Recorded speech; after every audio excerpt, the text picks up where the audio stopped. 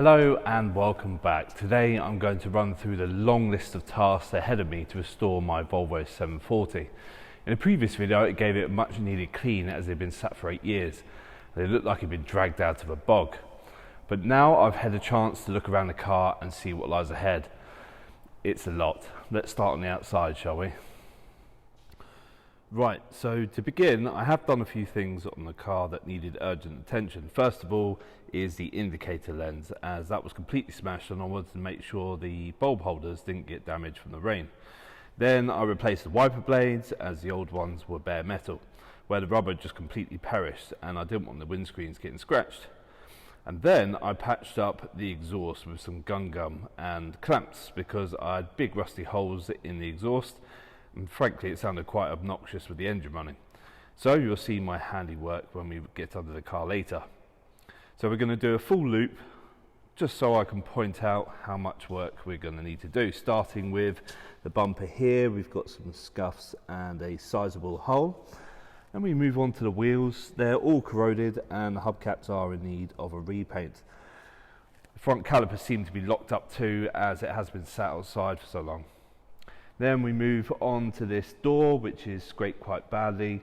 This rear quarter has had a knock, but that should hopefully pull out, although it's on the swage line there, so it's never going to look like new. Round the back, we have a boot that doesn't open from the outside, and when it does, the struts are knackered, so it won't stay up. I mean, that's easily resolved with new struts, but the lock might be a little bit more challenging. I'm not sure if I'm going to keep the tow bar on there and repaint it or take it off. I would imagine that the securing bolts are going to be rusted beyond belief. The paintwork is just very faded, even with a wash. And so at a later stage, perhaps once it has an MOT, I will treat it to a clay bar and I'll take it to my brother, who'll do a machine polish on the car. In fact, you can see here how scratchy it is, although I think it will shine up very well with this blue-green metallic paint, and the difference will be well worth the effort. In fact, I saw a picture online, which I'll put on the screen now, that I'm aiming for in terms of the finish. But I'm not sure it will ever look quite that good. In fact, that picture was what got me into the mess in the first place. Just going to the back, I do have a box of goodies, so I've got some door trims in there, which is fortunate. So I'll be replacing the door trims. I've got a door that I don't need, so if anyone wants a saloon car door, then you're welcome to it. And you can see I've got some other parts that I've already got lined up to replace. Oh, and the rear washer doesn't work as well. I'm guessing that's the motor because I checked for jams and it doesn't seem to be coming through. So continuing the tour of the car, we have a missing aerial just here. We've got some rust on the arch here and some more scrapes and missing door trim.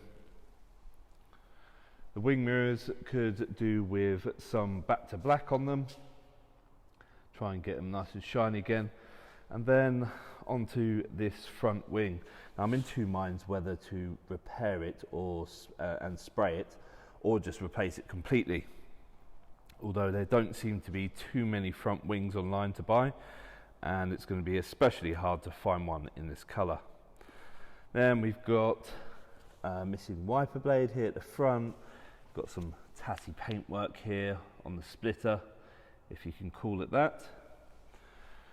I have to say it was a lot more than I thought from looking at the pictures of the car, but it was so filthy, so it's covered up some of the more sinister cosmetic work. I mean, most Volvo owners I find look after their cars, but it seems that a previous owner wasn't great at parking or something. The damage that's on this car, it looks like it wasn't taken care of at all, and it looks like a dog was in there at some point as well. Let's move on, shall we? So inside we start with the door bins, which are non-existent. I've got some new mats to go in there just over there. Headliner is looking pretty grotty, so I'll probably just take the whole thing out and replace that. The lights behind here currently not working. The dials are working, but not the lights. Only one side of the heated seat works. The radio I managed to get the code for, but the numbers 6 and 1 are not working, and they're both in the code. So I don't even know if the stereo works either. But the seating appears to be all okay. Got a tiny bit of de-threading just there. But generally okay.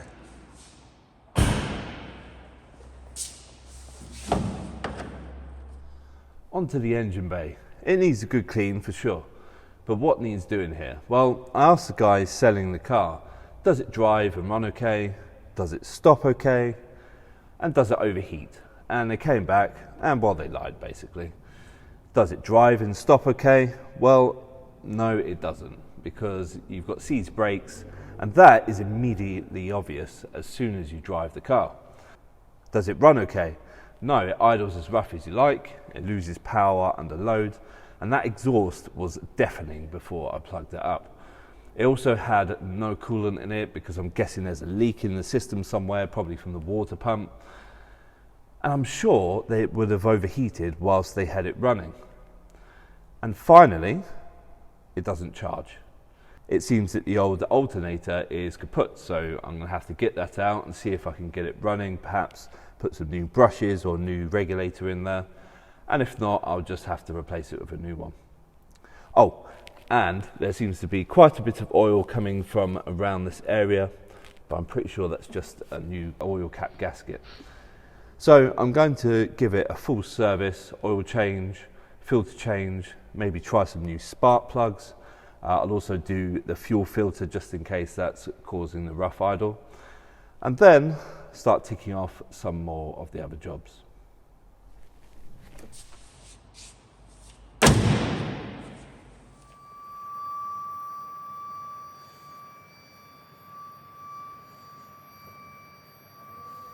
Right, so now we've got the car up, let's have a look underneath.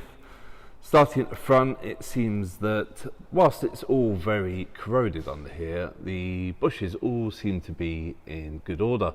The suspension components aren't leaking on either side, so hopefully nothing that's needed replacing just yet. You've got brake pads, they are wearing thin at the front.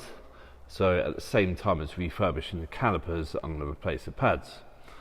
Along here you have my masterpiece to stop the car sounding like a banger racer. I will need to replace some components of the exhaust eventually. But everything looks alright. No leaks from the engine either, which is nice on these red block engines. But then, looking a little bit closer,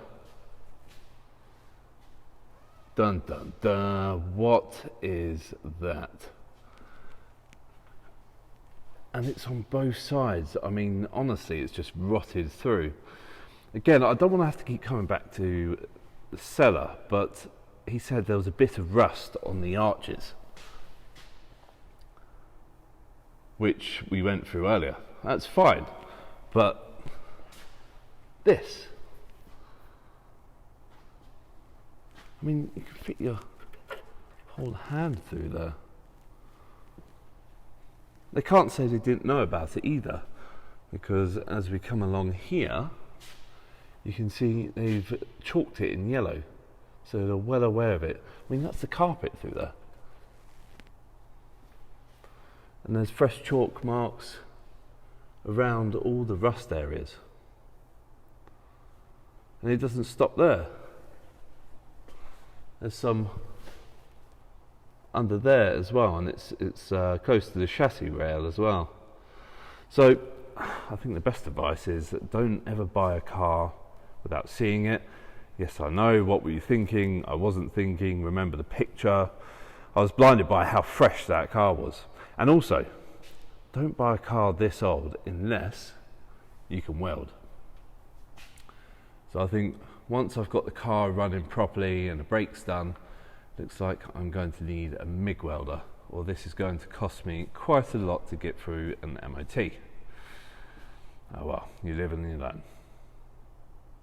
There we have it then. The old girl is definitely in need of some love, both mechanically and cosmetically, and it is going to be a lot more than I expected. But you at home can help me stay on track with this one if you like. I need some motivation to see this one through. I need to feel some sort of ownership with this car. So, like the awesome guy on the channel, Involvo'd, who actually restores old Volvos as well, make sure you check out his channel. I am going to give this car a name, you know, so it feels like a member of the family. Let me know in the comments what you think I should call it. I have had some suggestions from my friends and family. So far I've had Sven, obviously because of the Swedish connections, Betsy, old Betsy, big Betsy, Festa, like Uncle Festa, the Shed, the box, but I could do some more to help me decide. I'll announce it in my next video, and to make sure you don't miss out, please feel free to subscribe to my channel and give it a like so YouTube knows that you enjoyed the video. That's all from me for now. Thank you very much for watching.